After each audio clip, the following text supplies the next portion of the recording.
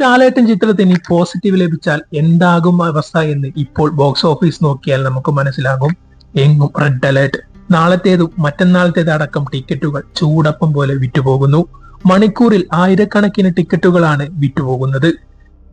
കൂടുതൽ വിവരങ്ങളിലേക്ക് കടക്കും മുന്നേ ചാനൽ ആദ്യമായി കാണുന്നവരാണെങ്കിൽ സബ്സ്ക്രൈബ് ചെയ്യാനും വീഡിയോ മുഴുവനും കണ്ട് നിങ്ങളുടെ അഭിപ്രായം കമന്റ് ബോക്സിൽ രേഖപ്പെടുത്താനും മറക്കരുത്. എല്ലായിടത്തു നിന്നും പോസിറ്റീവ് ലഭിച്ച ചിത്രമാണ് തുടരും എന്നുള്ളത്. മോഹൻലാലിന്റെ തനിനാടൻ അഭിനയം തന്നെയാണ് അതിന് കാരണം. 2 ദിവസങ്ങൾ ചിത്രം പിന്നിടുമ്പോൾ എത്ര കോടി ബോക്സ് ഓഫീസിൽ നിന്നും കളക്ട് ചെയ്തു എന്ന് നോക്കാം. ആദ്യ ദിനം വേൾഡ് വൈഡ് 15 കോടിയോളം രൂപയാണ് ചിത്രം കളക്ട് ചെയ്തതെന്നാണ് അറിയാൻ കഴിയുന്നത്.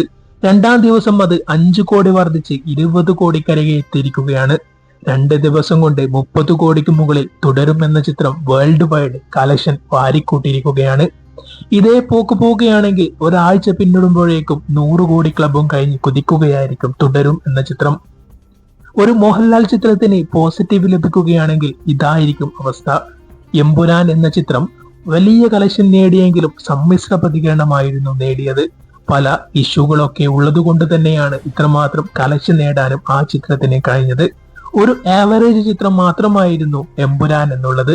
എന്നാൽ തനി നാടൻ വേഷത്തിൽ വന്ന് മോഹൻലാൽ എമ്പുരാനേക്കാളും മികച്ച വിജയം നേടിയിരിക്കുകയാണ് തുടരും എന്ന ചിത്രത്തിലൂടെ. 2 ദിവസം കൊണ്ട് 30 കോടിക്ക് മുകളിൽ വേൾഡ് വൈഡ് കളക്ട് ചെയ്യപ്പെട്ടു തുടരും എന്ന ചിത്രം. വിഷുക്കാലത്ത് വന്ന മമ്മൂട്ടിയുടെ ബസൂക്കയും നെസ്ലിന്റെ ആലപ്പുഴ ജിങ്കാനയും മരണമാസമൊന്നും ഒന്നുമല്ല എന്ന് തെളിയിക്കുകയാണ് തുടരും എന്ന ചിത്രത്തിന്റെ മുന്നിൽ. ഇപ്പോഴാണ് ബോക്സ് ഓഫീസിന് ശരിക്കും തീപിടിച്ചത്.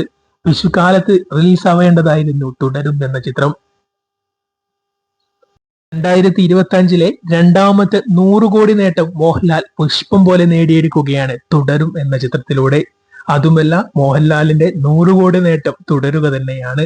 ഈ വർഷം ഹാട്രിക് അടിക്കുന്ന ആദ്യ താരമായി മോഹൻലാൽ മാറുകയും ചെയ്യും, അത് ഉറപ്പാണ്.